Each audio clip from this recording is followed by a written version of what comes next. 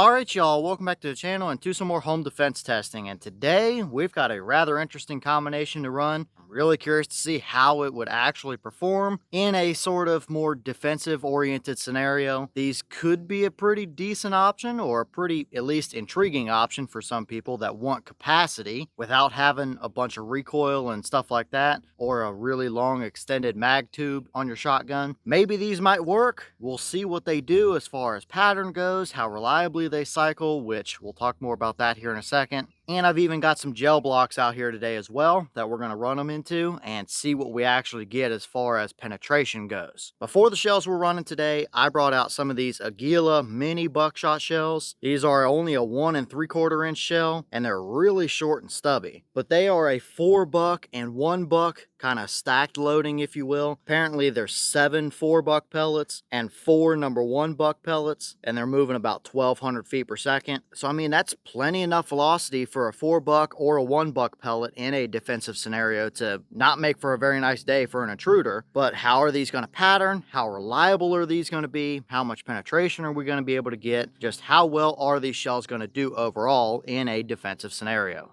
And here's what one of those little shells looks like. You can see it compared to your standard 2 3/4 inch 12 gauge shell right next to it. So about half the size, if you will. So you definitely get pretty much almost double the capacity you would with these mini shells. But from what I've found, they don't necessarily reliably cycle in most stock shotgun configurations. They kind of don't have enough behind them to run a semi-auto gun a lot of times. And even in pump shotguns, a lot of times the feed ramp just isn't quite designed for this short of a shell. There are companies out there that do make little inserts and stuff that you can put in, like Mossberg 500s or Remington 870s and stuff, and make these cycle a little more reliably, but that is a major factor to consider in today's test as well. Even if it gives you capacity, and even if we see plenty good enough performance in the gel block, do you trust these to reliably cycle? Because even in the gun we're running today, they're very finicky. I might get 1 or 2 to cycle, and then I might get 2 or 3 more of them to just jam up and create an issue. So that is a factor to keep in mind as well. But as for the shotgun we're running, I brought out my Remington 870 special purpose. I've got the 18.5 inch kind of tactical barrel on it. This is a cylinder bore, so no choke at all out of the end. Shorter barrel, Remington 870. Hard to argue with what it can do in those kind of defensive scenarios. But for today's test, we're going to run everything the same as we usually do. We're going to take 5 shots on the patterning boards. So that'll be 7, 10, 15, 20, and 25 yards. Obviously 7, 10 yards or so, that's in the same room or down the hallway, and anywhere out 15 yards and beyond is probably not necessarily inside the house, and you may be getting into that territory where you may or may not want to actually take that shot, or at least should contemplate and really think about if that's something you should or shouldn't take beforehand. But we need to at least stretch it out a little bit and know our range limitations on what these can do, because if they fall apart after 10 yards, then obviously we know that we have a pretty limited range on them. And then of course, after our patterns, we'll move over to some ballistics gel, fire around into there, and see what they give us as far as actual terminal performance goes. So first, let's get you guys a view of these targets, 7 to 25 yards, and see what kind of patterns we have in those up-close defensive scenarios.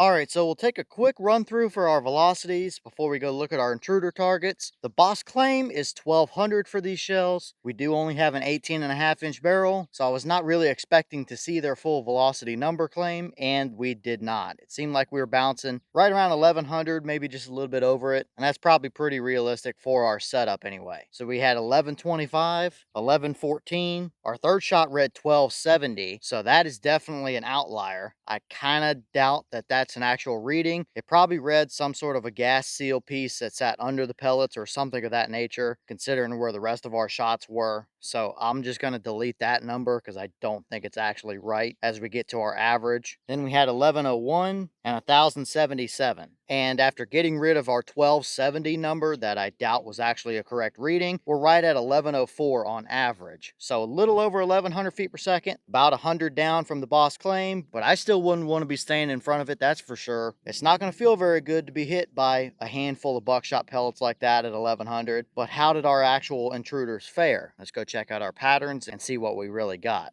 All right, so here we are down at our silhouette targets. It's just spray paint on here, but these are very, very close to the kind of regulation 18 by 30 cutouts. That's what I use to trace the outline of them anyway. So these are pretty accurate to your typical torso cutout templates. We have our 7 and 10 yard spreads here, and within the same room or down a hallway or something, these are going to be very effective as far as patterns go. Over here on the right with our 7-yard spread, we've got all 11 pellets right at 5¼ inches with the little gas seal piece stuck in there as well. But that's a very effective spread. I mean, you can pretty much cover that entire little pattern there with your handprint. So that's not going to make for a very good day. And pretty much same story continues over here to the left with our 10-yard spread. We do open it up a little bit to 7⅛ inches now. And we're starting to see a little bit of splotchiness in the pattern. We've got 8 pellets kind of in a nice group over to the left, and then 3 that are definitely flyers over there on the right. And we're going to notice that more and more and more as we get farther out in distance. But still, I mean, within your house, that is not going to be very nice for an intruder to meet up with that kind of load. It's 1100 feet per second. You've got 4 buck and 1 buck. Everything's nice and mixed together there. So I wouldn't want to be standing in front of it for sure. Moving over to 15 yards now, this is where you kind of got to weigh your options. Anywhere from here on out, it may very well be outside to the driveway, to the barn, shed, something of that nature. So you decide in your situation whether this is a shot you should or shouldn't take, but we need to at least stretch our range and know maybe what kind of pattern limitations we have. Now, this immediately opened way up, that's for sure. This is only 5 yards difference from what we saw at 10 yards, which was 7⅛ inches, and now we're at 24 inches of total spread. That's from bottom all the way up to that top pellet up there. And that's only 10 pellets that we have instead of the total 11 on the entire paper. So we've got 1 flyer probably off that right edge somewhere, but you've still got several of them through the chest cavity there that would have done the job, but the pattern is falling apart pretty quickly on us, that's for sure, at least through that cylinder bore barrel. So now we'll move over to 20 yards, and we actually condensed our pattern down a little bit better here. A little more even of a spread. Definitely a few more of them through the chest cavity, and our total 2 farthest points across are right at 15¼ inches. So we condensed it down like 9 inches over what we saw at 15, but we're still at 10 pellets, so we've got 1 major flyer, again, probably off that right edge somewhere, but that may very well be a little bit of luck of the draw, having our pattern condensed down a little bit more like that at 20 yards compared to 15. Since now we'll move over to 25 yards, you've still got a good number of them through the torso, but now our total spread is 27 inches. You can definitely tell that one at the bottom is a big time flyer, and we've only got 9 total pellets on the paper here. So we've got 2 of them that are completely off in no man's land somewhere. So would it be effective out here all the way to 25 yards? Probably so. I wouldn't want to gamble and stand in front of that. And even if you hit some 2-legged creature with a couple of these buckshot pellets at 1100 feet per second, it's not going to be a very favorable experience on their end. All right, so now what kind of terminal performance are we actually going to be able to get out of these Aguila Minishells? They've got 4 buck and 1 buck pellets in them. They're moving about 1100 feet per second or so. So now we've got gel blocks set up over here. These are 2 16-inch blocks of 10% clear ballistics gel. The second block does have 1 small little wound track in it there, but that should not get in our way at all for today's test. We've got a nice clean block up front with the FBI standard clothing in front of it as well. That's a layer of denim, a layer of fleece, a layer of cotton t-shirt material, and a layer of a little bit lighter weight kind of cotton dress shirt type material. That's what the FBI calls for. That's what we're using. They say we should be firing from 10 feet as well. So that's what I've got set up down there is 10 feet with the chronograph as well. So we can get velocities. And if we trap any of these pellets in the gel, we can pull them and calculate energy and stuff like that as well. So what the FBI is looking for is generally between 12 and 18 inches worth of penetration. Any less than that, and it might not be reliable enough to consistently do the job. Any more than that, and you're potentially starting to look at over penetration. So I don't know what what we're going to see just yet, but ideally, we'd get somewhere around the end of the first block. That's the hope anyway, so let's get you guys set up with a good view of these blocks. I'll walk it back to 10 feet, we'll fire a shot into the gel, through the clothing, and see what we actually get as far as terminal performance goes.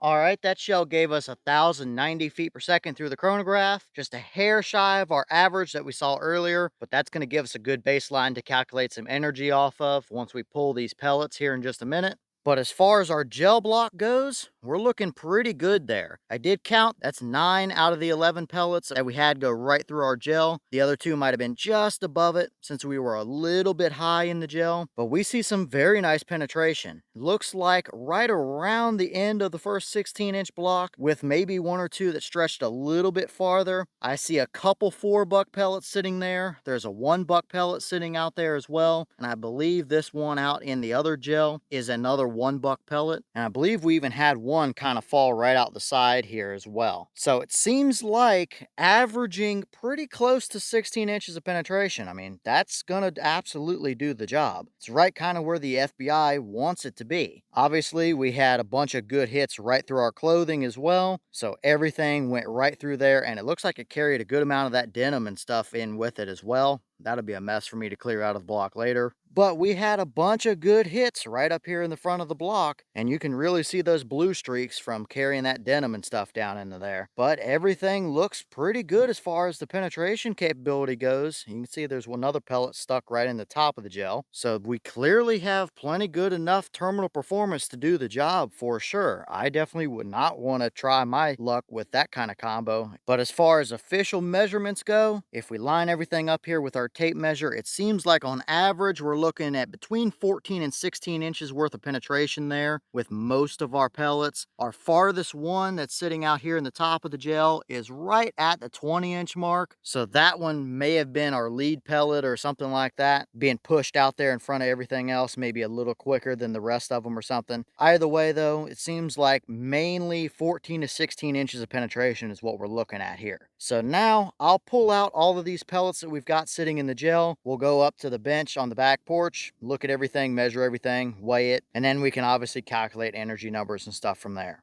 All right, here are the 6 pellets that we pulled out of that gel block. You got 2 1-buck pellets on the left and 4 of the 4-buck pellets on the right. Definite size difference between them. We'll measure them and see how close they are, although a lot of them are definitely smashed up, so we'll have to kind of estimate if they're actually accurate to the correct size they're supposed to be or not. But we've got a few of them that have some very interesting damage on them. You can see this 1-buck pellet carried a bunch of that denim and stuff in with it. And then you've got like this 4-buck pellet that looks like it was absolutely just shaved in half. I don't know if that's from riding up against the inside of the bore, inside of the barrel or something, because it's straight up flat like somebody took a belt sander to it. Very interesting to see there, especially when you compare it to kind of where there was other pellets sitting around it and stuff like that. So something interesting definitely happened right there on that flat side for sure. As for the 1-buck pellet, about the roundest portion of it that I can measure is right at .308, so 30 caliber roughly. I believe that's pretty close to what a 1-buck pellet is supposed to be, so we're probably pretty accurate there. And for the 4-buck pellet, about the roundest section that I can measure is right at .251. So a little over the 24 cal that 4-buck is supposed to be, but I mean, obviously we're not perfectly round here. So it's probably pretty accurate as far as having the correct diameters of pellets in these shells as advertised. So as for the weight of the 1-buck pellets, we have a little bit of a breeze trying to blow out here. That's why the scale's being a little bit jumpy, but it's right at 39 grains worth of pellet weight for the 1-buck pellets. And for the 4-buck pellets, we're right at 21.2 total grains. So I believe that's pretty accurate. Usually, from what I remember, they're around 40 for the 1-buck and around 20 for the 4-buck. So I mean, we're right there at it overall as far as weight goes.